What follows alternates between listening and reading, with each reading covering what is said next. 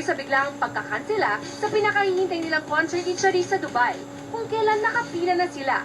Nagka-problema raw kasi sa budget at sponsors na nag-organisa ng concert. Pinakahihintay namin ito. Tapos, nagano pa kami, parang nag-day pa kami sa restaurant namin para dito. I love you, Charisse. I mean, you're amazing. You're amazing. So I come all the way from Bahrain to see that just to see you. Pero napawi ang pagkadismaya ng ilan nang makita nila si Charisse na game na magpa-picture sa fans. Maging si Charisse nalungkot daw sa nangyari. Nagulat talaga ako nung biglang sinabi nila na hindi daw po tuloy. So, syempre, pananghinayang ako, hindi dahil sa performance, pananghinayang ako dahil sa mga Filipino na super daming nanonood. Nilinaw naman ng ABS-CBN Middle East na hindi sila kabilang sa organizer ng nautot na concert.